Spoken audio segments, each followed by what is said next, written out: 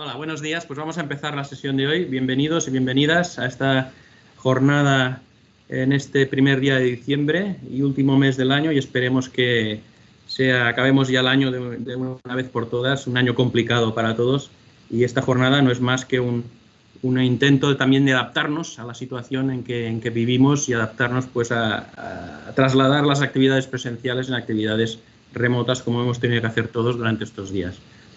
Bien, antes de empezar, mi nombre es Félix Bosch, ya muchos de vosotros ya nos conocemos, y junto al resto de compañeros de la Fundación, doctor Antonio Esteve, Paul Morales y Elis Serés, pues vamos a intentar de alguna manera dar apoyo a esta actividad de hoy, y desde una fundación que también la mayoría de vosotros ya conocéis, que es la Fundación Dr. Antonio Esteve. Todos habéis colaborado prácticamente con nosotros, y para los que no nos conocéis, pues únicamente dos frases. Es decir, la Fundación Dr. Antonio Esteve se creó hace 37 años con un objetivo de promover actividades científicas en torno a la farmacoterapia y con el objetivo de dar la máxima divulgación en temas de ciencia también y farmacología.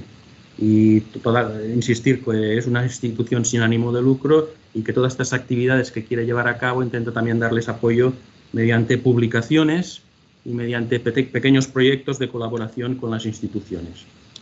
Dicho esto, y antes de empezar, me gustaría, si me permitéis, hacer un pequeño recordatorio a una persona que aprecio mucho, que hemos apreciado todos y hemos conocido, que es a Sergio Erill. Sabéis que Sergio nos dejó este año, y una persona reconocida en el mundo de la farmacología clínica a nivel nacional e internacional, y que precisamente fue el primer director de la Fundación Dr. Antonio Esteve. Y no solo fue esto, sino que fue la persona que creó y sentó las bases de la institución cuando empezamos hace 37 años, y que desde entonces le ha dado continuidad, apoyo, y que, bueno, desafortunadamente este año nos ha dejado. Y quiero que en esta actividad también hacer un pequeño homenaje a Sergio, a sus aportaciones y al aprecio que le hemos tenido todos los que hemos podido compartir actividades con él. Dicho esto, esta es una actividad que vamos a poner en marcha desde la Fundación, pero es una línea de actividades que también ya llevamos a cabo desde hace muchos años, que es las actividades entre científicos y periodistas. Desde la Fundación tenemos una línea de actividades que siempre ha liderado mi compañero Paul Morales para divulgar la ciencia, organizar debates entre científicos y periodistas, actividades de formación, con un objetivo básico, que es aproximar la ciencia y el periodismo a la ciudadanía. Y pensamos que la colaboración entre científicos y periodistas es una buena posibilidad para conseguirlo.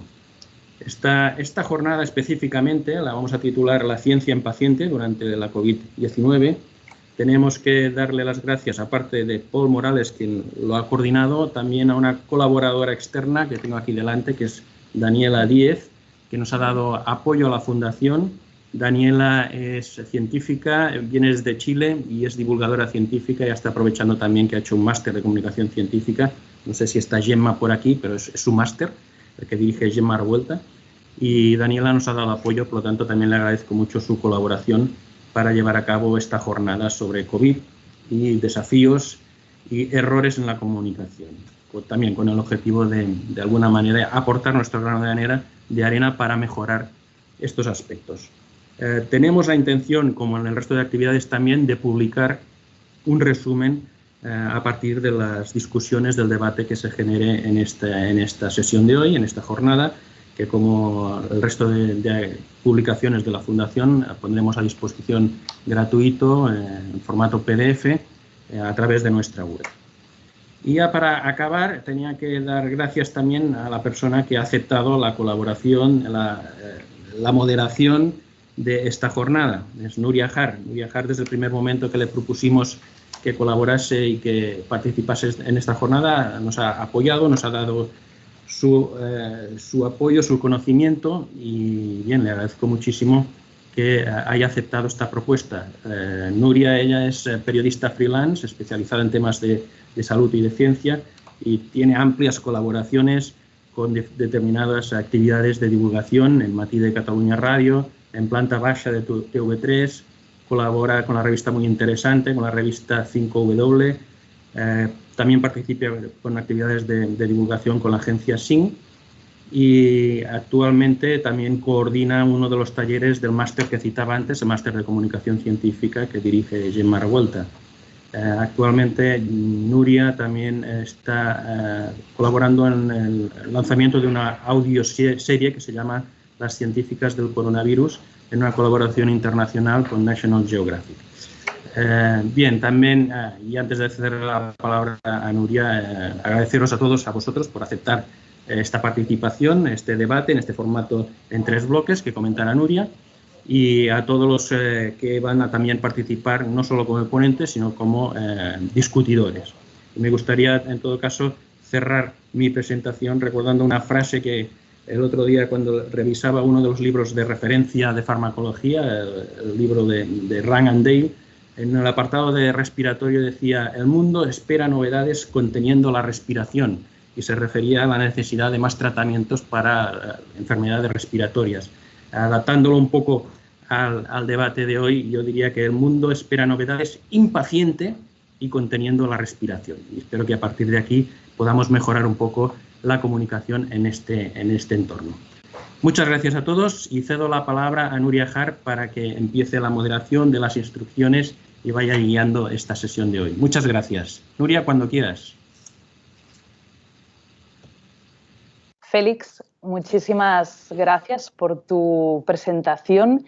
Muchas gracias también a todos por asistir esta mañana al debate virtual La ciencia impaciente en tiempos de la COVID-19, una jornada en la que hablaremos sobre las consecuencias de una investigación acelerada en vacunas y en fármacos contra el nuevo coronavirus, así como de los errores y los desafíos que plantea la comunicación de todos estos avances.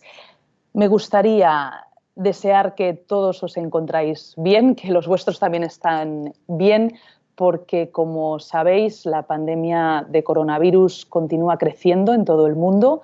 Según los últimos datos de la Universidad Johns Hopkins en Estados Unidos, ya son más de 63 millones de personas con un diagnóstico confirmado por coronavirus y el número de muertes se acerca al 1,5 millones de fallecidos en todo el mundo. Además, España es uno de los países más afectados por esta pandemia.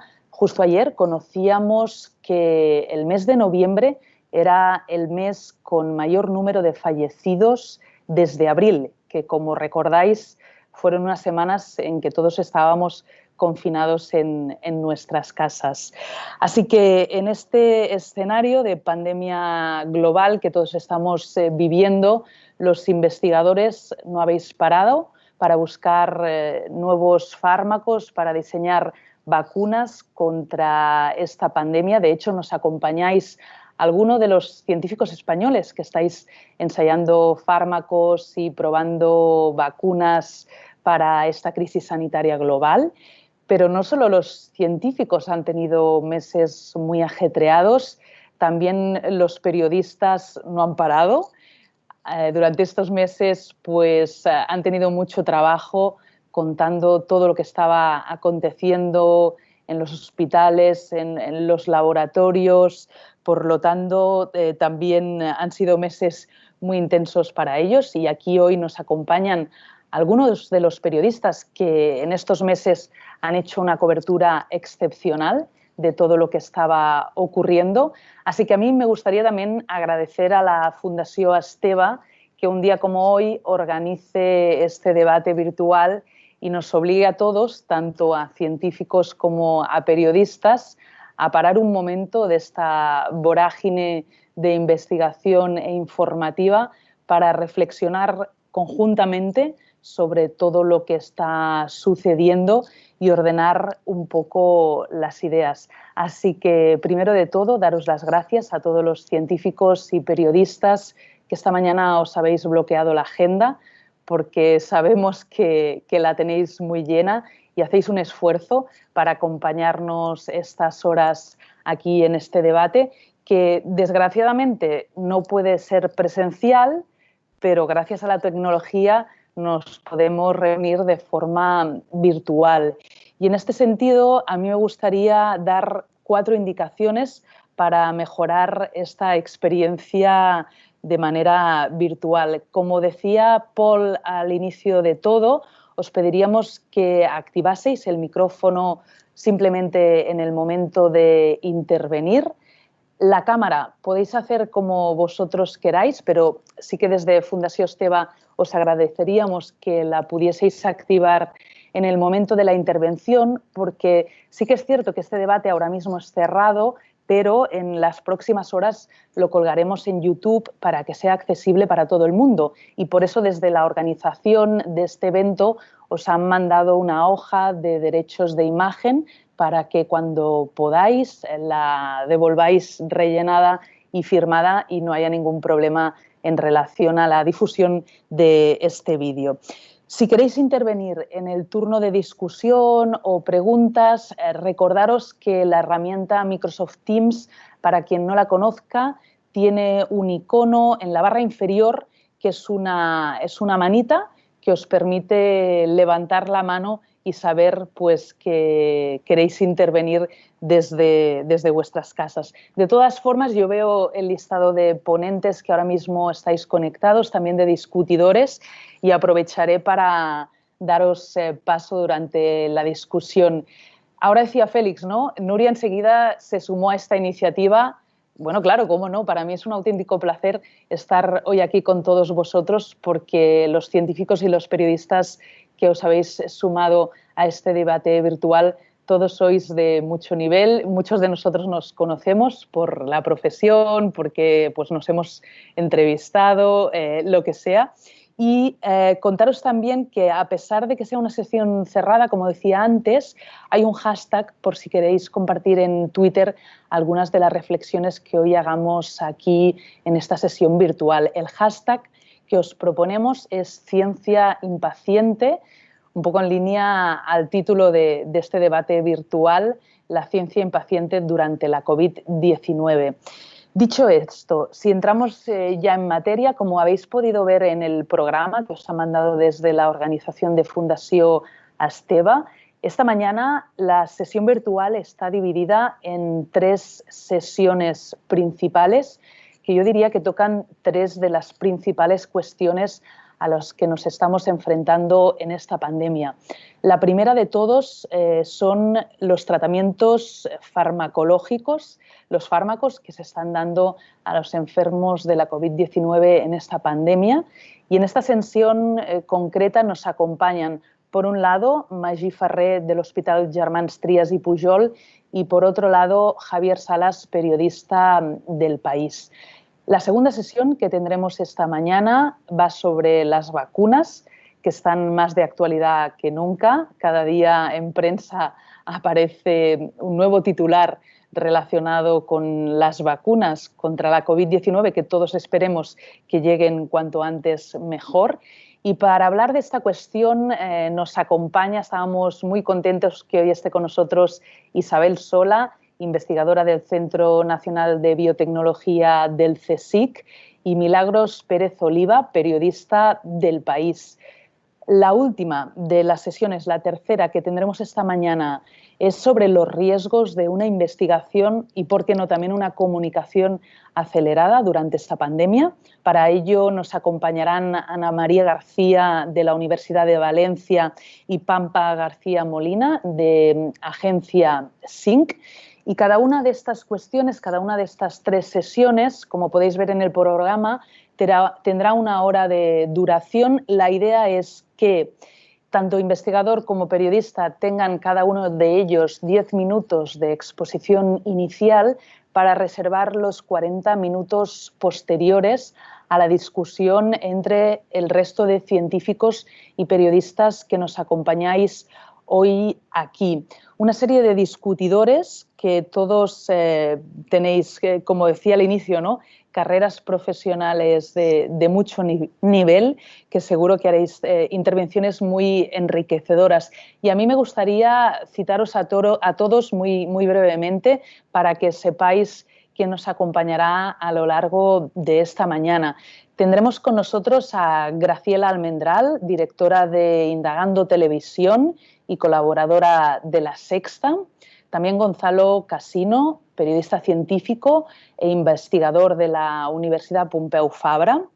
Margarita del Val, viróloga e inmunóloga, que hemos escuchado mucho durante esta pandemia, investigadora del Centro de Biología Molecular Severo Ochoa del CSIC y directora de la Plataforma de Salud Global también el Consejo Superior de Investigaciones Científicas. A Esteve Fernández, director de Epidemiología y Prevención del Cáncer del Instituto Catalán de Oncología. Ana Fernández Sesma, desde Estados Unidos, viróloga de la Escuela Icahn de Medicina del Hospital Monte Sinaí de Nueva York. También desde el mismo centro, Adolfo García Sastre, microbiólogo, director del Instituto de Salud Global y Patógenos Emergentes de la Escuela Icahn de Medicina del Monte Sinaí de Nueva York, como decíamos. Josep Lubera, profesor de Sociología de la Universidad Autónoma de Madrid. Salvador Masip, que también ya está aquí con nosotros, investigador de la Universidad de Leicester en Reino Unido y de la Universidad Oberta de Cataluña. Miguel Marcos, doctor del Servicio de Medicina Interna del Hospital Universitario de Salamanca. José Antonio Plaza Ramos, coordinador de contenidos digitales del Instituto de Salud Carlos III. Gemma Revuelta, directora del Centro de Estudios de Ciencia, Comunicación y Sociedad de la Universidad Pompeu Fabra. Elena Campos, presidenta de la Asociación para Proteger al Enfermo de Terapias Pseudocientíficas y colaboradora de Margarita del Val, investigadora del CSIC. Elena Suárez, del Departamento de Farmacología de la Facultad de Medicina y Enfermería del País Vasco. Nuria Jiménez, consultora científica, investigadora senior coordinadora de docencia de la Fundación Docencia e Investigación de la Mutua de Tarrasa, aquí en Barcelona. Y por último, Jorge Luis Manrique de Intramed, la comunidad médica de habla hispana en Internet, que se conectará desde Argentina. Por lo tanto, a todos estos discutidores que, como podéis comprobar, pues todos con carreras contrastadas, también a los ponentes que nos acompañáis hoy, muchísimas gracias por sumaros a esta sesión virtual de la Fundació Esteve, que acabará de 1 a 2 con 1 hora de discusión final que moderará el doctor en física y periodista freelance para Nature, el periódico y otros medios de comunicación, Michele Catanzaro, que recogerá algunas de las reflexiones más relevantes que hagamos a lo largo de toda esta mañana.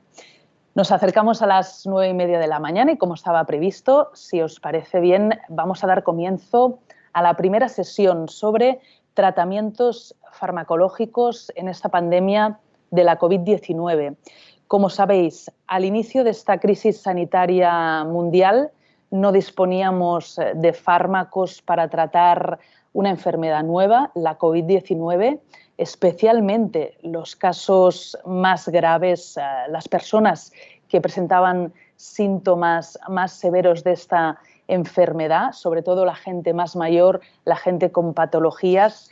Y en estos meses lo que se ha hecho desde el mundo de la investigación es impulsar numerosos ensayos clínicos que pusieran a prueba pues, medicamentos que ahora ya son conocidos no solo por investigadores y periodistas, sino por la población en general. Me atrevería a decir, nadie se extraña cuando escuchamos nombres como hidroxicloroquina, remdesivir, dexametasona, entre muchos otros. En esta pandemia se han probado antimaláricos, antivirales, corticoides, anticuerpos monoclonales, plasma, todo un abanico de soluciones terapéuticas para intentar tratar a los enfermos de la COVID-19 e incluso también para prevenir nuevas infecciones. Ahora enseguida lo escucharemos.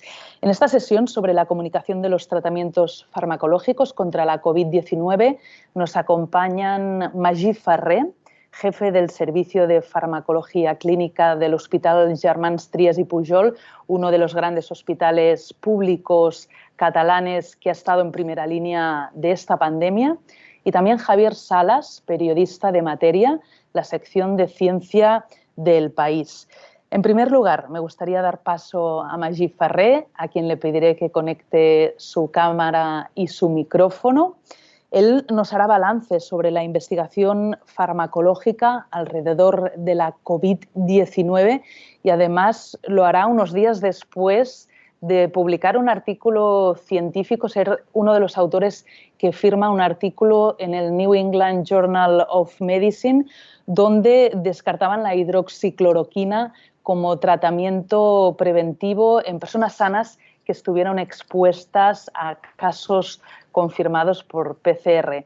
Doctor Farré, unos resultados que ya conocíamos porque se habían avanzado en prensa antes de publicar, pero que hace unos días, como decíamos, salieron en el New England Journal of Medicine. Cuando quiera puede hacer balances sobre los tratamientos farmacológicos de los que hemos dispuesto durante esta pandemia. Muchas gracias. Muchas gracias por la presentación. Entiendo que se me ve bien. Entonces vamos a, como no podía ser de otra manera, vamos a intentar compartir la pantalla con una presentación. Dejadme a ver si lo puedo hacer. Examinar. Y entonces, desde el punto de vista de... Mi punto de vista viene, por un lado, desde un médico farmacólogo, por un lado, que ha estado pues, en el frente de batalla de la selección de los medicamentos y, por tanto, aún recordamos las reuniones que teníamos para decidir qué fármaco era el que se tenía que utilizar. Por otro lado, como miembro y presidente del comité de ensayos clínicos, el comité de investigación del Hospital Llamansies y Pujol, donde también tuvimos que lidiar con realmente un incremento brutal de lo que sería los ensayos clínicos y los estudios de investigación, y después un poco como farmacólogo clínico. Yo creo que se ve bien la pantalla. Entonces, lo que vamos a hacer es, presentaré un poco en este balance de investigación clínica e investigación farmacológica cosas positivas y negativas. Al final veréis que mi conclusión es que hay más positivo que negativo, pero bueno, tampoco no voy a hablar, por ejemplo, de las vacunas. Entre aspectos positivos de toda la investigación es que la verdad es que se concentró la actividad científica prácticamente de los hospitales en COVID. Y esto es bueno y es malo. Es bueno y es malo porque a veces ha habido personas que eran menos profesionales dedicados a actividades que no eran conocidas. Es de reconocer que, por ejemplo, la industria y también la academia ha hecho cribados masivos y ha intentado, sobre todo la academia, reposicionar, dar repurposing, reposicionar medicamentos que ya están comercializados para activar muy rápidamente ensayos clínicos. Al principio se centró la actividad en actividad antiviral y antiinflamatoria, y esto llevó a muchos ensayos clínicos que después algunos han sido positivos y otros negativos. También se centró las actividades en estudios observacionales. No hay hospital que no tenga su registro de datos de COVID, el registro que ha dado paso a muchas publicaciones, pero una de las cosas malas, que después también comentaremos, es que hay poca colaboración entre centros.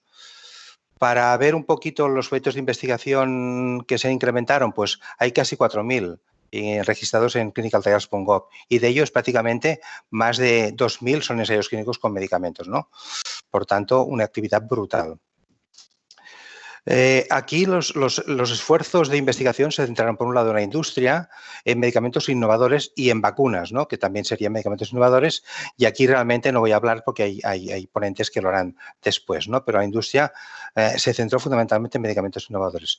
El esfuerzo de la investigación independiente en ensayos clínicos fue conseguir reposicionar medicamentos comercializados para el tratamiento y prevención de otras enfermedades y para la propia COVID, Y aquí tenemos lo que decíamos, antivirales. Y aquí pues van desde antivirales utilizados para el tratamiento del HIV, la infección por SIDA, o también, por ejemplo, algunos tipos de medicamentos antiinflamatorios. Y una mezcla de los dos, Porque recuerden que en un momento determinado se dijo, y es cierto, que in vitro, por ejemplo, la hidroxicloroquina es activa como antiviral para el virus, del coronavirus, Y esto llevó a que un medicamento que es un antimicrobiano, un antiviral y un antiinflamatorio se probara, Se han hecho muchos estudios grandes independientes, ejemplos los veremos. Recovery, por ejemplo, lo que ha hecho el Vita contra el SIDA, Y después es importante que se ha hecho una gran esfuerzo en tener protocolo rápido, en aprobarlos, ejecutarlos y comunicarlos, Muchos de estos estudios han dado resultados negativos. Si uno hubiera leído con tranquilidad los resultados previos, los fundamentos de lo que era el estudio, era lógico que ocurriera algunas de estas cosas, ¿no? Y después también se ha hecho una política de resultados muy rápida, ¿no? Muchas veces utilizando la prensa directamente y supongo que después lo comentaremos, ¿no? Aquí tenéis dos ejemplos, ¿no?, de estudios positivos, ¿no?, de dexametasona de recovery y el tiroxicloroquina de lluita contra el SIDA y Hospital Germans Trias y Pujol, ¿no? Un esfuerzo muy grande de lo que decíamos, para conocer de forma retrospectiva qué tratamientos utilizar para hacer planificación en ensayos clínicos. Esto ha dado muchos ensayos clínicos con resultados muy distintos y después una cosa que es muy interesante ha sido que los comités éticos y la EMS se han adaptado realmente de forma yo diría casi milagrosa a aprobaciones muy cortas. La EMS aprobaba los protocolos con 4 o 5 días. Los CEICs aprobamos casi a diario protocolos para que la EMS los aprobara. Es decir, se ha reducido el tiempo de aprobación de una forma brutal. Y la otra cosa que es interesante y que tiene que ver con investigación es la investigación de resultados, ¿no? Al principio tendrían que ustedes ver las guías de protocolos clínicos para el tratamiento, ¿no? Y esto se ha adaptado de forma muy rápida a los resultados. A veces tan rápida que con notas de prensa o con comunicaciones de investigadores tomamos decisiones de tratar a los pacientes de una forma u otra, ¿no? Y bueno, ha sido esta adaptación también al cambio. Aspectos negativos, que sería lo contrario de lo que hemos dicho. Bueno, la fundamentación de los estudios de los ensayos clínicos muchas veces ha sido muy débil. Muchas veces basada en actividad antiviral de productos que al final no lo sabemos. Fíjense ustedes que el litio también tiene actividad antiviral frente a coronavirus, ¿no? Y esto son cosas que, bueno, podría ser, es de hecho, pero fundamentar esto en el tratamiento farmacológico de la enfermedad es muy distinta. La politerapia basada en actividad antiinflamatoria y antiviral, esto nos ha llevado a centrarnos en algunos tipos de estudios. Un tema que es interesante y que, por ejemplo, en el caso de la hidroxicloroquina y algunos antivirales y algunas sustancias, es la diferencia entre el in vitro y si podíamos tener concentraciones similares a in vitro en los tejidos humanos, ¿no? Y esto se ha trabajado relativamente poco. Hay algunos trabajos, por ejemplo, con hidroxicloroquina, pero esto hace mucho que pensar, ¿no? Si uno leía los trabajos in vitro, sabiendo la farmacocinética del producto, muchas veces con las dosis que estamos administrando, ya podíamos haber sabido, no hubo tiempo, de que esto no iría bien. Necesidad de tratamiento y la urgencia de los tratamientos. Esto ha hecho que se corra mucho. Aspectos negativos. Todo el mundo sabía un poco de todo, ¿no? Y al final, ¿quién era experto en hidroxicloroquina? Pues al final los reumatólogos. ¿O quién era experto en tocilizumab? Los reumatólogos, que tenían un papel que eran los que lo habían utilizado, ¿no? Y, por ejemplo, los infectólogos o medicina interna o respiratorio de estos medicamentos no sabían prácticamente nada. Hubo un tema que después hablaremos de restricciones del uso de medicamentos por falta de suministro. Es decir, muchos de los medicamentos se fueron a COVID y dejaron a algunos pacientes pues muy justitos de tratamiento. Uso de medicamentos fuera de indicación. Y todo el mundo investigaba en COVID y pocos, pero sin embargo, mientras que hay hospitales enteros que se han dedicado a COVID, prácticamente a todos los servicios, ha habido relativamente poca colaboración entre hospitales, ¿no? Entre hospitales, por ejemplo, catalanes o entre catalanes y españoles, etcétera. Después, para ir centrando y acabar en este último minuto, otros aspectos negativos, muchos estudios observacionales, demasiadas cohortes retrospectivas y series de casos que al final, si te los miras, pues dan resultados muy diferentes y muy adaptativos. Muchos estudios de ensayos clínicos repetitivos y falta de colaboración. Por ejemplo, hace poco presentaban la estadística y habían prácticamente 40 y pico de estudios con hidroxicloroquina en España, ¿no? Que no tiene sentido. Estudios diferentes, ¿no? Pocos ensayos clínicos con resultados positivos y negativos. Eso quiere decir que muchos estudios se plantean y no se acabarán. Y después el baile de variables principales, ¿no? Que depende de qué estudio, pues ha habido, lo importante es la mortalidad, lo importante es entrar en la UCI, con los cambios que han habido en estas UCIs, que al final habían UCIs que no lo eran y viceversa, la duración del ingreso, etcétera, etcétera. Y después la otra cosa que es relevante es las dudas sobre los resultados de la eficacia de algunos tratamientos, ¿no? Sobre todo algunos antivirales. Ya les presentaré, pues, por ejemplo, lo que decíamos, ¿no? Mientras que el remdesivir está aprobado por la FDA y por la EMA y está soportado por diferentes tipos de estudios, fíjense ustedes que un artículo reciente del British Medical Journal promovido por la OMS dice que es un medicamento que no tendría que utilizarse. Es decir, por un lado, los resultados de los ensayos son unos, discretos, las direcciones de las agencias son otras y lo que dice la comunidad científica puede ser completamente distinto. Y ya para acabar, resumir, ya estaría el tiempo justo, para mí, de aspectos positivos y negativos, una mezcla. Por un lado, la poca colaboración, pero también es verdad que han habido, por ejemplo, iniciativas muy importantes, por ejemplo, en Reino Unido o por la OMS, o incluso en hospitales españoles para plasma convalescente, por ejemplo, de hacer de colaboración. Ha habido mucha gente independiente, pero mucha gente que ha sido capaz de incluir miles de pacientes en ensayos clínicos independientes muchas veces, ¿no? Y entonces yo creo que todo esto lo explicarán las personas que hablen sobre las publicaciones. Y, por tanto, para mí, y ya para acabar de forma rápida y al tiempo ajustado, el balance de investigación farmacológica para mí pues, es un balance positivo, con muchos defectos, y esperemos que en la próxima vez que nos vuelva a tocar pues lo podamos hacer un poquito mejor. Pues yo acabaría mi intervención ahora y gracias por la atención. Muchas gracias, doctor Farré, por este resumen tan condensado y realmente ciñéndose a los 10 minutos que le pedimos de exposición. Han salido temas muy interesantes que luego darán para el debate, ¿no? Los casos del remdesivir, la hidroxicloroquina, la multitud de estudios en paralelo, que muchas veces son repetitivos, ¿no? Ponía el caso de la hidroxicloroquina, 40 y pico centros en paralelo haciendo estudios similares solo en España, o sea, imaginaros a nivel internacional, pero de todo ello hablaremos luego en la discusión.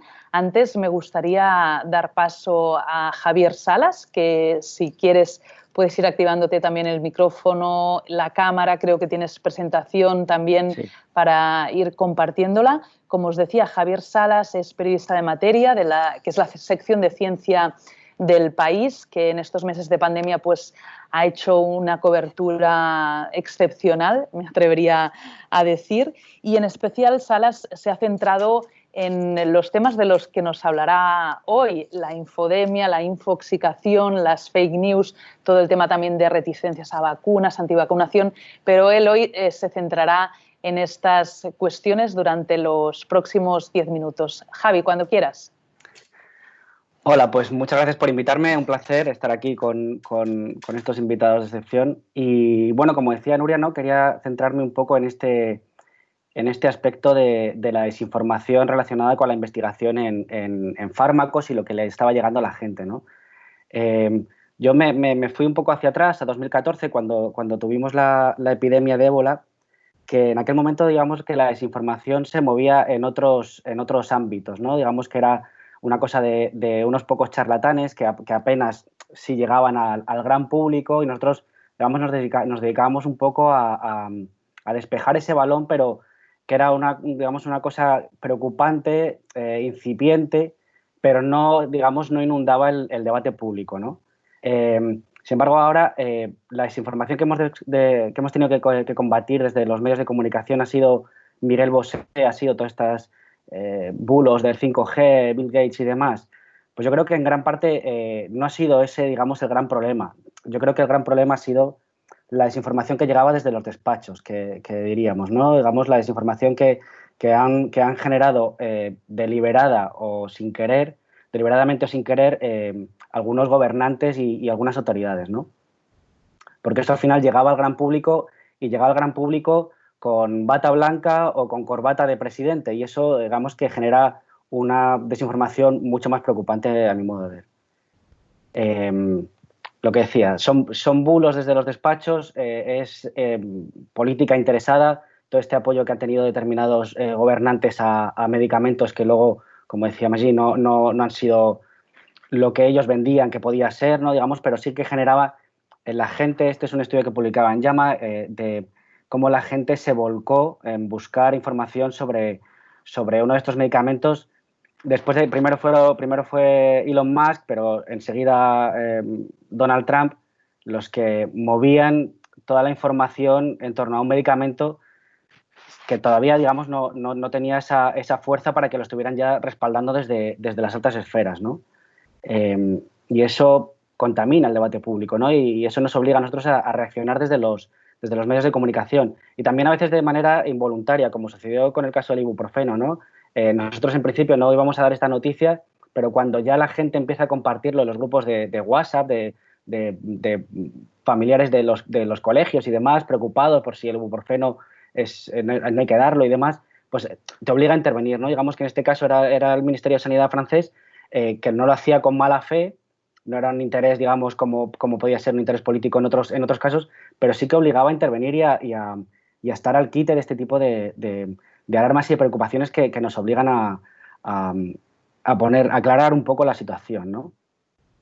Y luego, un caso, digamos, que se ha estado dando permanentemente y que ahora con la vacuna una y otra vez, ¿no? El tema de las notas de prensa, de que sabemos que hay laboratorios interesados detrás de todas estas investigaciones, que es cómo funcionan las cosas y no van a dejar de funcionar así en estos momentos, pero también obliga muchas veces a parar un poco los pies y hacer una reflexión sobre lo que está pasando, ¿no? Muchas veces hay fármacos que se venden desde las notas de prensa como más poderosos, por así decirlo, de lo que realmente son, o también hay que saber que detrás de todas esas notas de prensa que estamos recibiendo permanentemente, casualmente los lunes a primera hora, pues a veces hay también intereses cruzados y es importante avisar a la población de lo que está sucediendo, ¿no?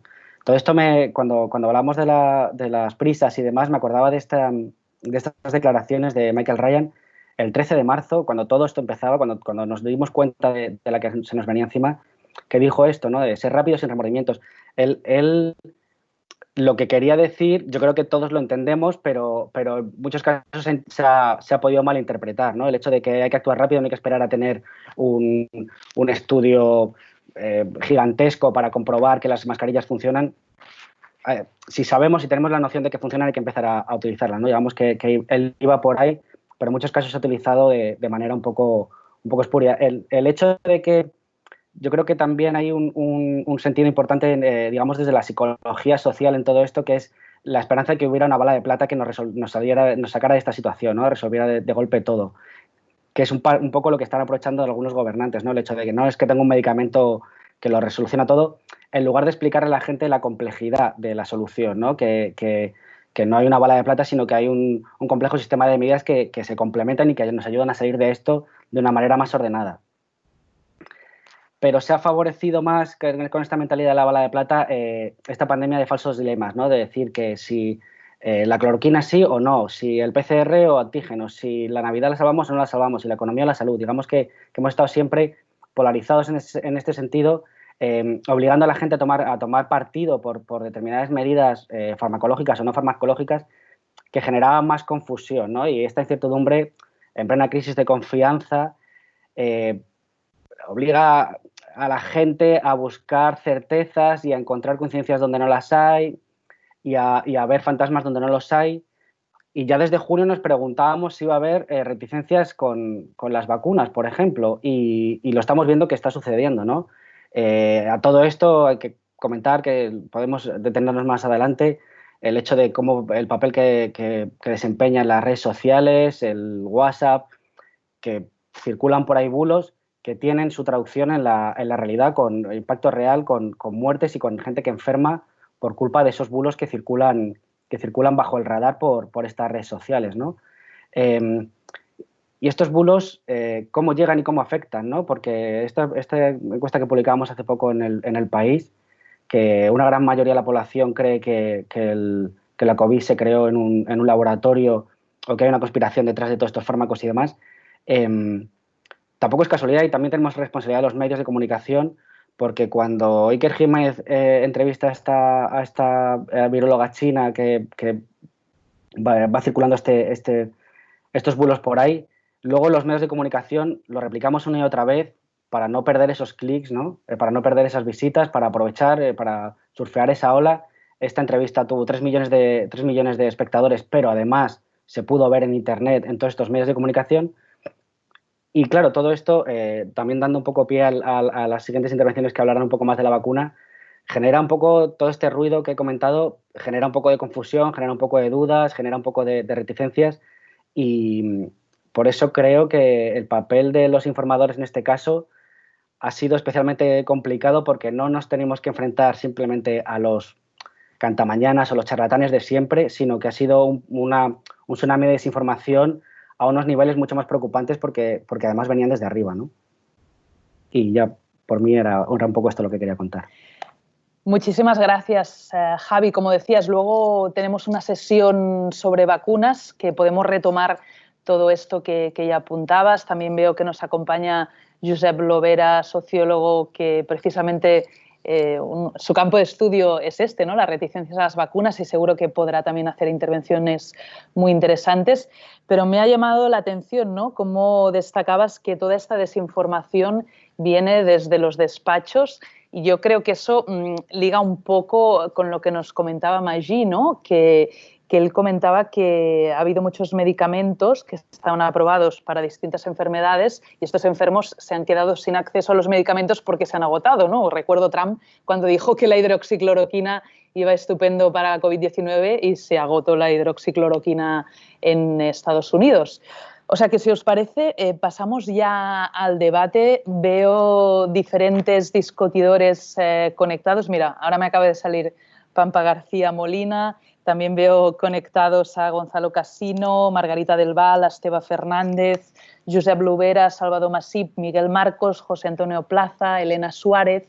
O sea que si alguien quiere intervenir, puede activarse el micrófono, pedir la palabra. Tenemos 40 minutos de discusión. Y yo creo que Josep Lobera ha levantado la mano. Josep, cuando quieras. Gracias, Nuria. Es un debate súper interesante.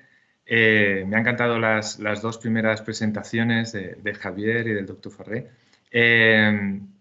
Yo seré muy breve porque seguro que hay muchas ideas ahí en el tintero, pero a mí dos primeras reacciones que me suscitan los comentarios, pues primero con la urgencia, ¿no?, de la investigación que comentaba el doctor Farré, ¿no?, y cómo la ciencia casi avanza a trompicones, ¿no?, y cómo explicamos eso, ¿no?, cómo explicamos esa realidad de la dificultad que tiene la ciencia en un contexto de incertidumbre y cómo funciona. Y yo creo que hay medios de comunicación como los de Javier Salas, pues han hecho un trabajo excelente, porque no es fácil, y quería rescatar dos cosas de ciencias sociales que creo que nos pueden ser útiles para la discusión. La primera es un teorema clásico que es el teorema de Thomas, y es que si la gente cree que algo es real, va a actuar en consecuencia, como si eso en realidad fuera real. Y aquí me preocupa especialmente el tema del consenso científico. Las personas más tendentes a ese pensamiento conspirativo que mencionaba Javier Salas, pues vemos en nuestros estudios que utilizan simplemente el hecho de que haya una, no sé si era ni siquiera viróloga, pero una científica china que dice que en realidad esto es de otra manera, para romper la base del funcionamiento de la ciencia, que es el consenso. No necesitamos estar todos y todas de acuerdo. La ciencia no funciona con que todo el mundo esté de acuerdo al mismo tiempo. Funciona con que las ideas se discuten comunitariamente y se llega a una, entre comillas, decisión provisional científica, ¿no? Esto en tiempo de pandemias es todavía más difícil. Y la segunda idea es rescatar cómo los medios de comunicación están jugando un papel nuevo en esta relación entre ciencia y sociedad. Sabemos que sin la colaboración de la gente no podemos avanzar en la pandemia, pero la gente va a necesitar entender cuál es ese consenso científico. Y ahí los medios están jugando un papel de árbitros. Y esto no se había dado antes. O sea, porque como está sucediendo todo en tiempo real, alguien tiene que decidir cuál es el consenso científico. Alguien tiene que comunicar a la sociedad qué es lo que los científicos creen que es mejor, aunque haya voces disonantes.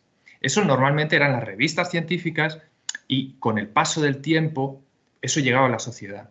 Pero en una cuestión tan rápida, si los medios de comunicación hacen bien su trabajo, vamos a tener una comprensión de cuál es la posición de la ciencia más saludable, con consecuencias más favorables para la sociedad, pero me preocupa eso que comentabas, Javier, ¿no?, de la política click, ¿no?, y de que también forma parte de los medios de comunicación y sobre todo de algunos, ¿no? Entonces, podemos estar, ese árbitro puede estar generando un papel también distorsionador, al igual que los políticos, como mencionabas, ¿no? Y ya está, seguro que hay mucha más gente interesada. Gracias, Josep. Javi, por alusiones, y no sé si te sientes un árbitro que decide ese consenso en la ciencia que antes jugaban las revistas científicas, como decía Josep Llovera. Sí, yo creo que es una gran preocupación y, de hecho, notamos muchas veces ese peso sobre nuestros hombros, ¿no? Nosotros sabemos que muchas veces hay personajes y salen permanentemente en los medios de comunicación gente del entorno de la ciencia que tiene que da muchos titulares, por así decirlo, o que enseguida nos llama la atención que hay alguien diciendo cosas novedosas o cosas especialmente vistosas en algún lado, ¿no? Mira, que es que hay un científico en Italia que dice que no sé qué, o que es que ha salido que en Alemania dicen que no sé cuántos. Y muchas veces es como, bueno, vamos a parar un momentín y vamos a pensar no solo el fundamento de lo que está diciendo, no solo si de verdad vale la pena, en el fondo, lo que está proponiendo, sino también cómo va a caer esto en la gente, ¿no? Porque digamos que estamos todos sometidos a este tsunami de información constante y muchas veces solamente aporta ruido, ¿no? Solamente estamos aportando, no, que es que ahora dicen que los niños no son súper contagiosos, no, es que ahora dicen que sí, es que ahora dicen que no. Bueno, vamos a pararnos un momento y vamos a ver qué es lo que se ha publicado, vamos a hablar con varios especialistas distintos, no solo con el que dice lo vistoso, sino también con los que no dicen lo vistoso y que ponen un poco los pies en la tierra, ¿no? Digamos que en todo esto hay un fenómeno también que me parece bastante curioso con respecto a esto que comentaba Pep, que sobre el hecho de que estemos tan acelerados y ya que medir los consensos de otra manera y medir, digamos, dónde está el debate científico, cuando ya hay preprints y hay poco peer review y demás, el peer review se está haciendo muchas veces en redes sociales y está haciendo prácticamente en directo en WhatsApp, ¿no? Digamos que sale un preprint y se lo mandamos a varios investigadores y nos hacen el peer review en ese instante. Y hay varios especialistas que se han dado cuenta de que no pueden dejar que la conversación la lleven solamente los que quieren llamar la atención, y se han lanzado muchísimos especialistas de primer orden y muy válidos a dar todos los días la cara a los medios, a hacer hilos en Twitter, a explicarse una y otra vez para poner, digamos, un poco los pies en el suelo a todas estas cosas, ¿no? O sea que es también muy valioso el papel que están desempeñando los investigadores y las científicas a la hora de explicar un poco en el día a día, mira, es que ha salido este preprint sobre las mascarillas en Dinamarca. Bueno, a ver, ¿qué quiere decir todo esto?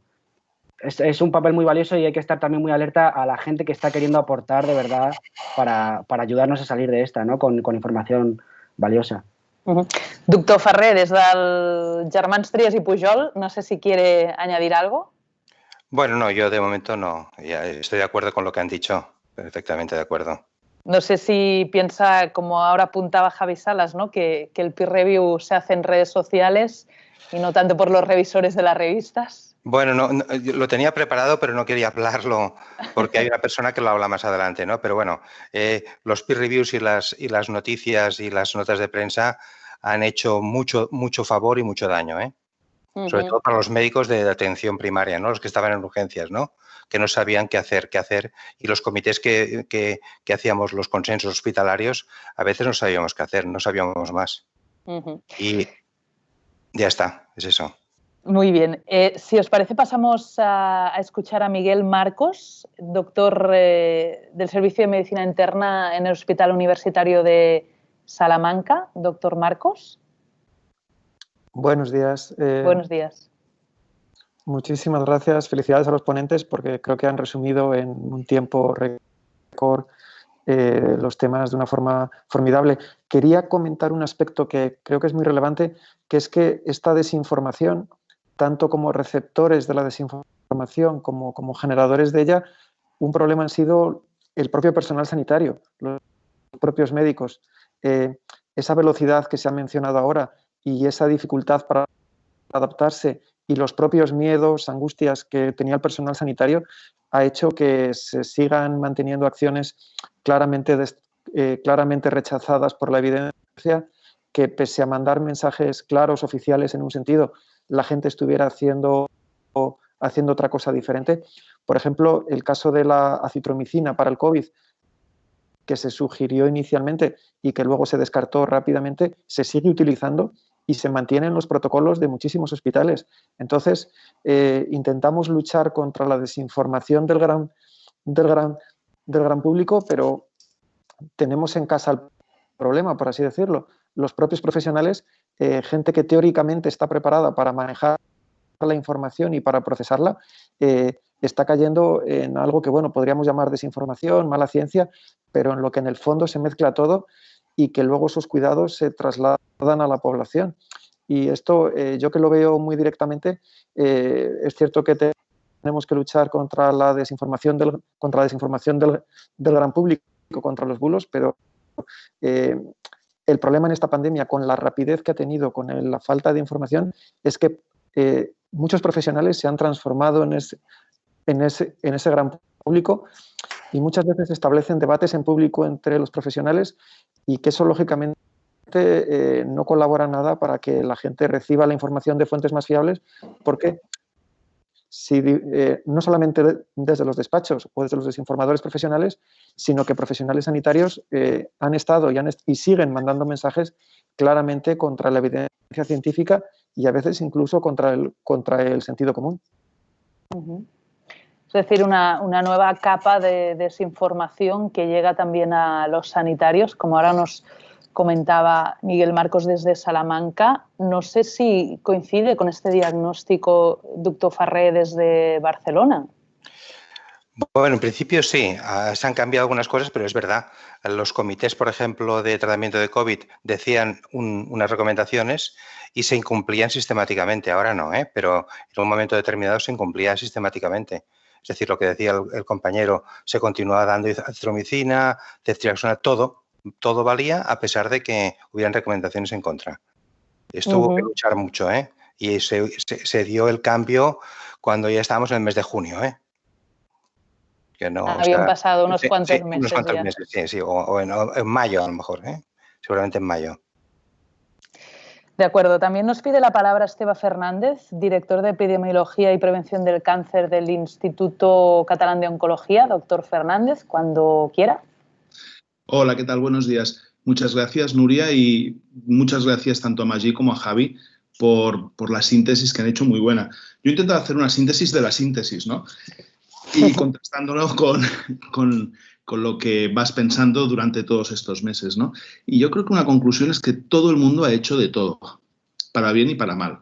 Hay, no sé, infectólogos que se han metido a epidemiólogos que se han metido a periodistas, políticos que se han metido a intensivistas que hablan de salud pública. Bueno, ha sido un jaleo y la gente de la calle hace lo mismo, evidentemente, ¿no?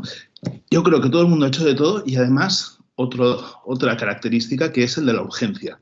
Todo es urgente. Los periodistas tienen urgencias y nos piden comentarios de artículos que ni sabemos que se han publicado o que ni sabemos que está el preprint ya disponible, ¿no? Los investigadores van con urgencias y hacen protocolos que son más malos de lo normal. Los CICs reaccionan con urgencia y aprueban cosas que quizás no tendrían que aprobar. O sea, esto ha sido una locura. Yo creo que el problema que se ha insinuado, o la pregunta para mí sería, ¿quién hace de tampón, ¿no? De tampón en sentido de laboratorio. Se ha dicho, los periodistas tienen esa función.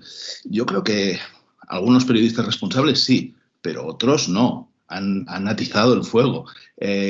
Investigadores, algunos responsables quizás sí, otros han lanzado titulares con una frivolidad, si me permitís, espatarrante, ¿no? O sea, una cosa terrible. Y esa conjunción es una ecuación que luego tiene que ser digerida por el público, que se siente desorientado. A mí eso me preocupa, ¿no? ¿Quién hace de tampón o cómo se puede conjugar todo eso más allá de apelar al sentido profesional, crítico y sensatez de unos y de otros, ¿no? De unas y de otras.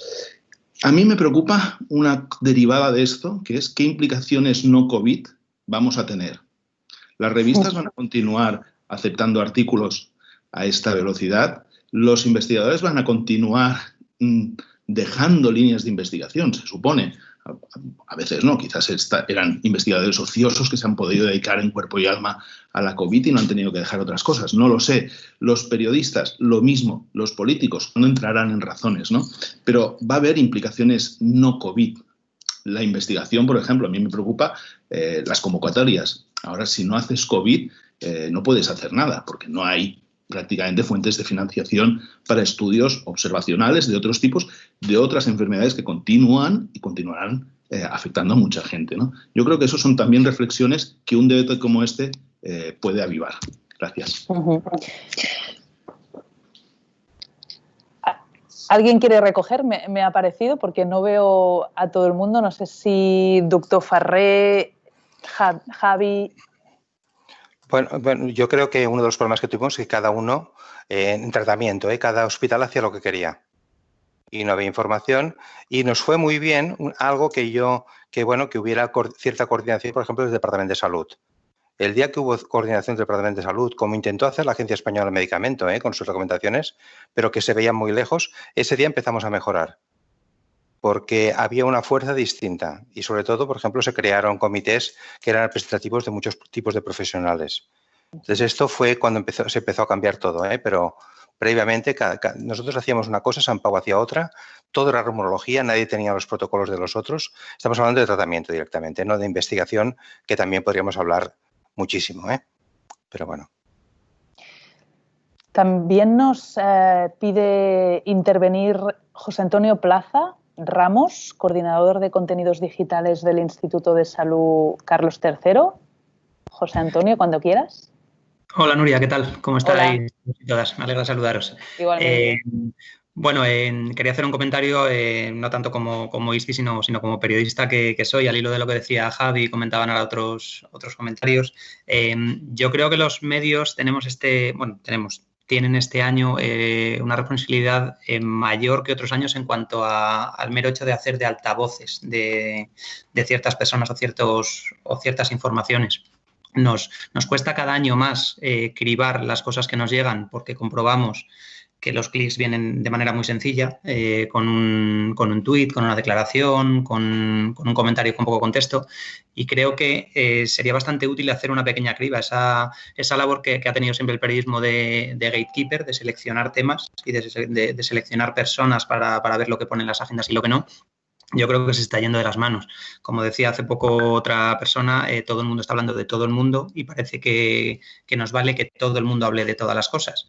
Una declaración de una persona nos vale para ponerlo entrecomillado y conseguir algunos clics, algunos retweets en redes sociales y demás. Yo creo que esta poca criba pasa con las personas con las que hablamos y con las informaciones que damos. Entonces, ante esto yo creo que hay dos opciones que no son nada fáciles de elegir. Una es pasar. Para los periodistas es muy complicado pasar de la realidad porque nos cuesta mucho. Y otra es interpretar esa realidad, darle contexto. Si una persona dice algo muy sencillo que va a dar muchos clics, por lo menos, lo que decía Javi, habla con otras personas que lo contextualicen, confírmalo, corrobóralo, desmiéntelo, dale el contexto que necesita el periodismo y quizá con eso, en vez de aumentar el ruido, que por supuesto que lo aumentamos, consigamos incluso disminuirlo, por dejar de contar cosas, que a veces hay que hacerlo, o por contarlas mejor. Dejar de contar cosas, yo creo que en esta pandemia ha pasado justo lo contrario, continuamente. Es muy difícil, o sea, a mí como periodista me cuesta muchísimo y como persona, con todo este caldo de cultivo que tenemos alrededor, no contar las cosas es muy complicado, pero creo que incluso a veces es mejor pasar de ciertas declaraciones o ciertas informaciones. Que eso también pasa, ¿no, Javi? Yo creo que antes ponías un ejemplo y no es tan visible. A veces los periodistas también deciden no publicar o no dar voz a ciertas informaciones. Claro, es que eso es lo que comenta, es que es muy complicado porque a lo mejor nosotros hemos decidido no contarlo, pero eso la gente no se va a dar cuenta de que nosotros nos lo hemos contado. Quiero decir que si lo cuentan luego todos los compañeros, pues da igual, ¿no? Digamos que eso forma parte de la conversación y todo el mundo va a estar hablando de ello. Si es una cosa así como muy, muy escandalosa o lo que sea. O sea, que al final... yo creo que depende mucho, digamos que el gran cambio sería cambiar a todos los directores de medios para que tuvieran, digamos, una perspectiva mucho más sana de las cosas de este tipo de cosas, ¿no? Porque muchas veces tú notas que muchas veces los compañeros lo hacen porque no tienen más remedio, porque les han dicho, oye, esto hay que contarlo, lo está contando el de al lado.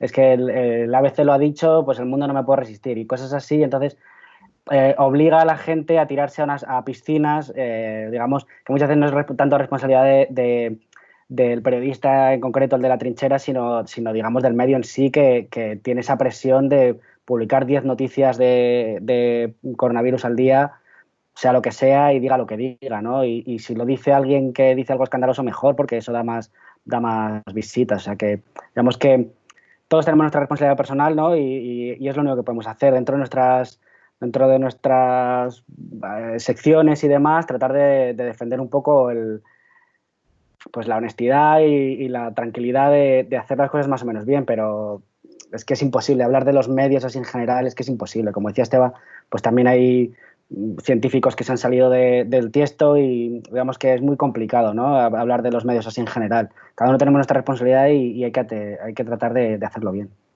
Sí, está claro que eso lo hemos visto en los dos lados, ¿no? Versos libres, tanto en el periodismo, en las redacciones, como en los laboratorios. Me gustaría también dar la palabra a Margarita del Val, directora de la Plataforma de Salud Global del Consejo Superior de Investigaciones Científicas y además viróloga e inmunóloga en el Centro de Biología Molecular Severo Ochoa. Doctora del Val, si se activa el micrófono. Ahora sí. Sí, hola. Bueno, muchas gracias por organizar estas jornadas y este debate. Es muy importante debatir, yo creo, y no solo transmitir mensajes, ¿no? Y bueno, tenía dos comentarios, uno de la parte más clínica y otro de la parte más de quizás de comunicación o de sociología. El comentario sobre la parte clínica es que el otro día escuché a un infectólogo pedir que, por favor, en el futuro empiece a haber una tendencia o una obligación para randomizar e incluir un grupo control placebo, incluso siempre que se emplee un fármaco, incluso aunque sean circunstancias de emergencia, como ha sido en la primera oleada, porque eso ayudaría mucho más inmediatamente a los mismos enfermos a los que se está tratando, no solo para ver la eficacia, sino probablemente también para ver si está teniendo efectos negativos, que parece que no se considera, ¿no? O sea, yo lo hago por ayudar cuando a lo mejor, precisamente en esta situación, tiene un efecto negativo que convendría llevarlo controlado. No sé qué opina Magí Farré de eso. Y la otra pregunta era sobre un tema, Javi Salas ha comentado el tema de la incertidumbre. Y para calmar un poco la incertidumbre, no sé qué opinión tenéis los demás sobre estas ganas a veces de dar falsas esperanzas, de calmar la incertidumbre actual, el miedo actual, la ansiedad actual, pero que no nos permite a las personas evaluar el riesgo de cómo emplear nuestros ahorros anímicos o financieros para prepararnos para el futuro, que esto va para largo. ¿Cómo evaluáis eso? Van para hoy, pero o calma para hoy, esperanza para hoy, pero ya veremos el futuro lo que pasa. Muchas gracias. Pues, doctor Farré, sobre grupos placebo, ¿no? También en cuestiones de emergencia. Bueno, el problema que tenemos es la normativa, ¿no? La legislación, pero sí que es verdad que a lo mejor con placebo no haría falta, pero muchos de los estudios que se han hecho son con grupos comparativos sin placebo, es decir, administrando un tratamiento y comparando con no tratamiento, ¿no? Tratamiento versus no tratamiento, ¿no? Yo creo que esto se podría hacer, no haría falta hacer ensayos clínicos, ¿no? Y de hecho, durante muchos años, yo recuerdo cuando era residente en el Hospital Clínic, por ejemplo, cuando un paciente llegaba y tenía ciertas enfermedades, se le daban tratamientos distintos porque desconocíamos en aquel momento toda la metodología del ensayo clínico. No, estamos hablando del principio de los años 80, no había ni legislación, ¿no? Entonces, yo creo que esto podría ser muy útil y requeriría autorizaciones muy sencillas, ¿no? El preparar un placebo es complejo, ¿eh? Sí. Y si tienes que hacerlo con las garantías que pide la agencia es complejo, pero el hacer grupos comparativos randomizados, yo creo que si podemos randomizar, la cosa ya hace un cambio brutal, ¿no? Y no estaríamos donde estamos con tanto estudio, por ejemplo, retrospectivo.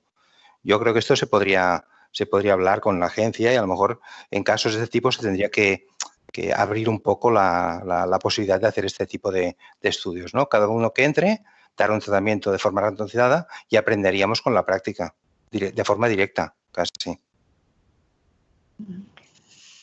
Y Javi, sobre la incertidumbre que comentaba la doctora del Val.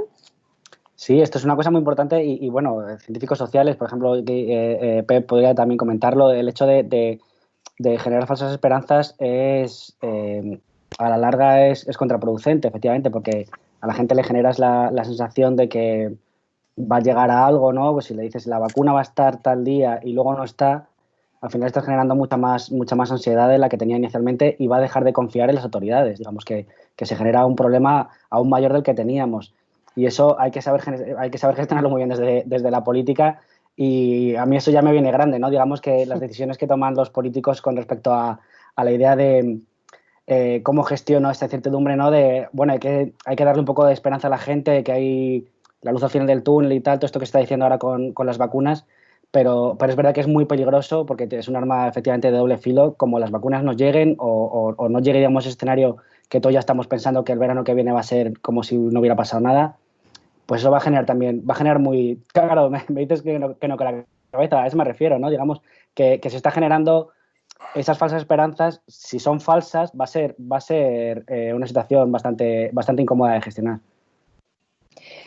Nos quedan 15 minutos de debate de esta sesión sobre tratamientos farmacológicos. Hay unas cuantas manos levantadas. Me gustaría ahora escuchar a Pampa García Molina, que de hecho estará en la tercera sesión sobre los riesgos de una investigación acelerada. Y como veis, al final todos los temas están interrelacionados, ¿eh? Pero Pampa, desde Agencia SIN, cuando quieras. A ver, ¿me oís? Ahora sí, ahora sí. No, ahora no te escuchamos. Te hemos escuchado un momento y... Yo creo que lo he dado sí. mientras que alguien me estaba activando el audio.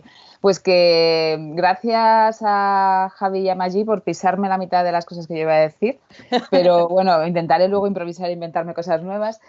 Sobre lo último que estabais hablando, tanto Margarita como Javi, sobre la importancia de dar mensajes que bueno, pues que alivien un poco esta fatiga que tenemos ya y que tiene pinta de que se va a convertir en una fatiga crónica, porque esto va a durar tiempo y cada vez los ánimos están más bajos. Yo creo que ahí hay una parte importante de investigación en ciencias sociales a la que no se le está dando tantísimo valor como a la investigación biomédica, y que para mí en esta pandemia es esencial desde el día 1. O sea, yo el primer día que nos confinaron, cuando, bueno, pues pocos días después de haberse declarado la pandemia, lo primero que hice fue llamar a Manuel Franco, epidemiólogo social, para hablar con él sobre cómo va a afectar esto, por ejemplo, en el acceso a la salud en función de las desigualdades sociales que hay. Es decir, yo esto lo puedo llevar mejor que una persona que viva en un bajo sin ventanas, y si esto se prolonga, ¿qué va a pasar? No nos imaginábamos siquiera que llegaríamos a estas fechas y que seguiríamos pues con la idea de tener incluso confinamientos temporales, selectivos, etcétera. O sea, no nos planteábamos siquiera llegar a la Navidad en este estado, porque no nos imaginábamos el futuro, evidentemente. Entonces, ¿cómo dar mensajes que sean mensajes claros en esta situación de incertidumbre? A mí es una cosa que como profesional me preocupa un montón. Además, creo que el nivel de la conversación en ciencia cada vez se está haciendo más complejo, es muy rápido. Nos damos cuenta, o sea, lo sabemos quienes estamos trabajando con información científica todo el tiempo y estamos acostumbrados, y aún así yo creo que ya estamos agotados, yo personalmente lo estoy. Cada vez se hace más complejo el nivel de la conversación, pero yo lo que percibo, en mi entorno al menos, es que socialmente el nivel de comprensión no va al mismo ritmo. O sea, no creo que la ciudadanía haya aprendido tanto a manejar la información científica durante estos meses, pues cosa que por otro lado es normal, porque la ciudadanía tiene otras cosas que hacer a lo largo del día, que no es aprender a manejar la información científica, ¿no? Y sobre esto yo creo que infravaloramos bastante, sobre todo cuando estamos hablando de los medios, infravaloramos mucho el poder de la tele, que no nos damos cuenta y vivimos un poco la fantasía de que el mundo es Twitter y el mundo es Internet y el mundo son los medios web, donde nos manejamos con soltura quienes solemos mantener este tipo de conversación, y sin embargo la información sigue llegando a través de la tele, y eso lo siguen reflejando los estudios de percepción social de la ciencia que se hacen periódicamente. Y en la tele hay un hueco ahí que cubrir, que es muy difícil de cubrir, porque nos hacen falta referentes de personas que tengan, pues que hablen con rigor, que hablen sabiendo lo que dicen, y luego además que se atrevan a cubrir un hueco tan difícil, porque la tele te dan un tiempo muy limitado, tienes que hablar y dar mensajes súper rotundos en unos pocos segundos, no te da tiempo a explicar las cosas y encima luego se te echa encima el mundo entero. Entonces, bueno, pues yo creo que ahí, o sea, bueno, he dicho muchas cosas, pero el tema de la tele a mí es una cosa que me obsesiona bastante, ¿no? Que lo estamos dejando ahí fuera, normalmente en este tipo de debates, y solamente lo sacamos cuando queremos criticar algo. Mira lo que se ha dicho en tele. Bueno, pues es que hay que estar en la tele, hay que estar, porque si no en la tele acabamos viendo a un cirujano que hace reconstrucciones faciales hablando de epidemiología como si fuera el experto. Las personas expertas tienen que ir a la tele también. Ahora, ¿quién es el listo o la lista o la valiente que se pone delante y luego se arriesga a que le hagan un corte mal dado, ¿no? en sus declaraciones? Además, hoy todos somos muy de prensa, yo creo, los periodistas que estamos aquí, ¿no? Pero lo que comentabas es muy interesante, el acceso a la información de la ciudadanía, que realmente comprendan toda esta información, toda la dimensión social de la pandemia, ¿no? Y yo creo que, Javi, vosotros desde El País no os habéis olvidado de ello y hace unos días publicabas un reportaje interesantísimo sobre la fatiga pandémica, ¿no?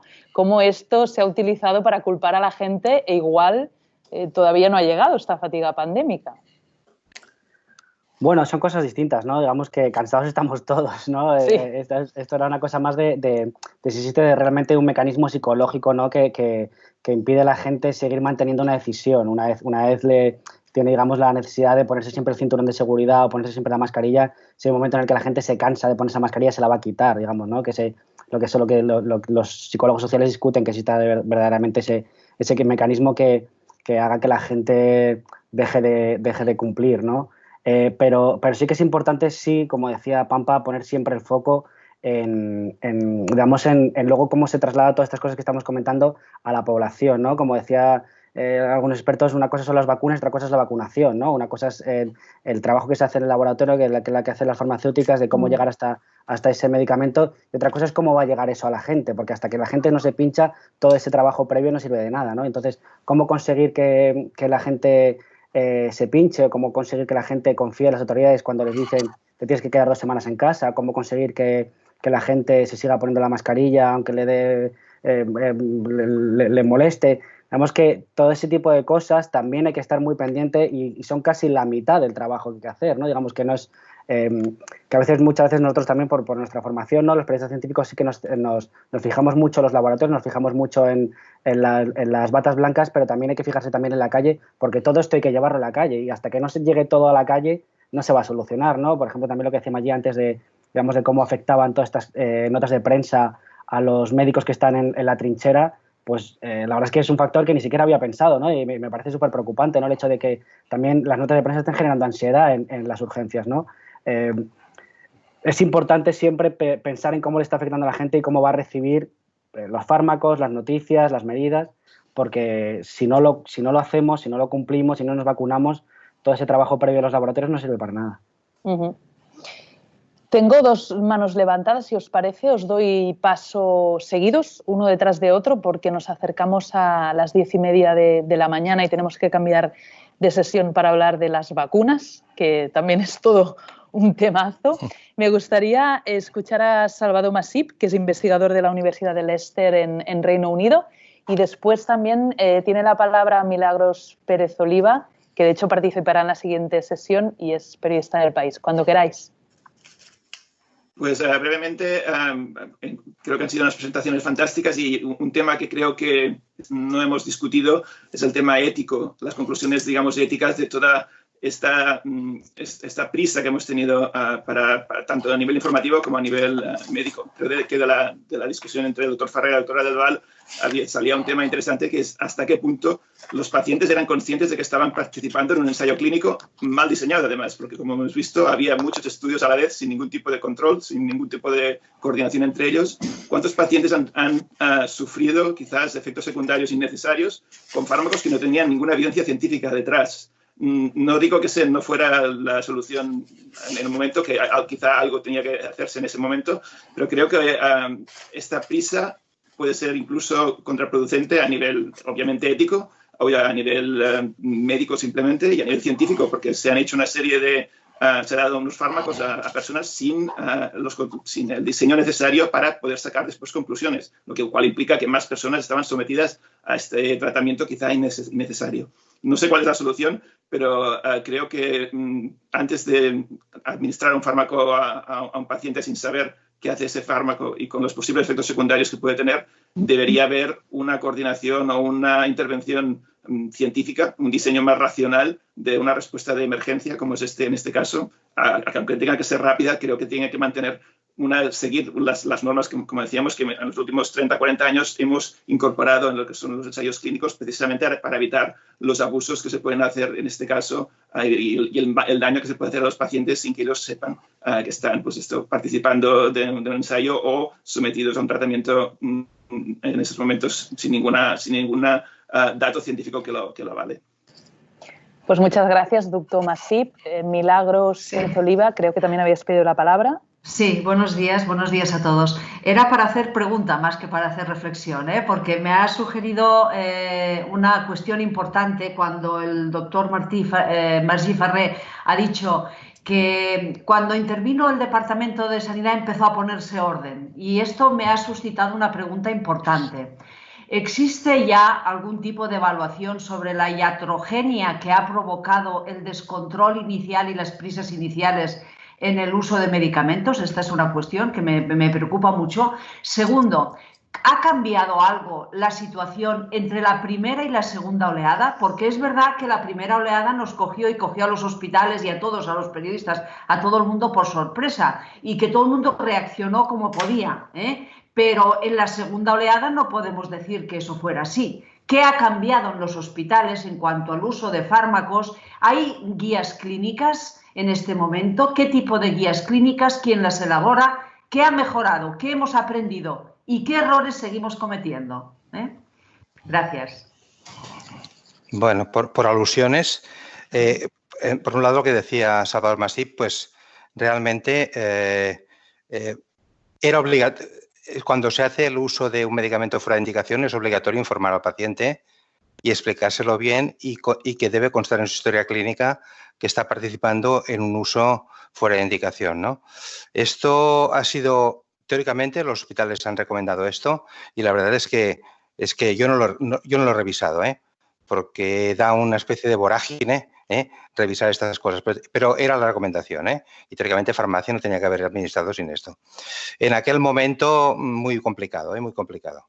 La otra cosa es que la diferencia entre la primera oleada y la segunda oleada, yo creo que sí, que hay una diferencia muy importante, porque discutíamos al principio si había que dar corticoides o no, no había suficiente tocilizumab para todos, todo el mundo iba con hidroxicloroquina y con azithromicina, aparte de la ceftriaxona y aparte de todo lo que hiciera falta. Y realmente esta segunda, al menos en nuestro hospital, yo creo que en todos, hidroxicloroquina ya no se administra, azithromicina ya no se administra. Se ha hecho tocilizumab, no está tampoco dentro de esto. Y lo que sí que se ha entrado es lo que hay evidencia. Evidentemente hay dexametasona, remdesivir sí que ha entrado muy fuerte, y prácticamente no hay nadie que no lleve remdesivir, y aquí podríamos decir, bueno, pero la evidencia es muy débil, pero bueno, al final algo las personas hay que darlo, ¿no? Y yo comentaba esto porque a nosotros nos fue muy bien, porque dentro del comité hospitalario que teníamos nuestros protocolos, que han ido modificándose a lo largo del tiempo, al final fue muy bien que algunos de los médicos de primera batalla fueran, por ejemplo, algunas reuniones coordinadas por el Departamento de Salud. Y se hicieron informes que están publicados, igual como el de la Agencia Española del Medicamento, O sea, desde el primer día la Agencia Española del Medicamento dijo todo el que tenga que recibir hidroxicloroquina tendría que estar en un estudio. Se decía de forma clara, igual que se decía en Inglaterra o igual que se decía en Estados Unidos. Lo que pasa es que no se cumplió, nadie cumplió. Y no hubo hospitales, no hubo nadie que se pudiera hacerlo cumplir. En aquel momento, bueno, lo que sea, No quiero hablar de... Son temas un poco, bueno, y la iatrogenia. Yo no conozco ningún hospital que se haya hecho nada sobre iatrogenia. Sí hay algunos estudios, gente, por ejemplo, en Vall d'Hebron, sobre farmacovigilancia, pero si miras lo que se ha encontrado de farmacovigilancia, lo que se ha hecho, es tan poco en comparación con lo que se ha administrado que no es nada. Y si miras la información, ya para acabar, de la Agencia Española de Medicamentos sobre efectos indeseables de los medicamentos que se han utilizado, es un 0,01% de lo que todos se ha utilizado. Esto es un tema pendiente, ¿eh? Pues muchas gracias por la respuesta, doctor Farré. Realmente es un tema apasionante. Antes de cerrar esta sesión, a mí me gustaría dar paso también a Michele Catanzaro, que, como os decía, moderará ese debate final de 1 a 2 del mediodía. Michele, cuando quieras. Sí. Quería aportar algo de mi experiencia sobre lo que decía el doctor Lovera respecto a los medios como árbitros. Es que yo diría que en algunos casos ha ido aún más allá. Es decir, ha habido casos donde los periodistas éramos más expertos que los expertos. A mí me ha pasado, por ejemplo, llamar a expertos para decir, qué sé yo, ¿por qué hay el rebrote en Lleida, el primero que hubo? Y los expertos responderme, bueno, he leído en El País o he leído en el diario.es esto y esto y lo otro, explicarlo a base de esta información. O en otro caso, encontrar yo incoherencia entre 2 papers del mismo grupo, una incoherencia muy grande, que ninguno de los científicos, incluso los que habían sido críticos con estos papers, habían notado.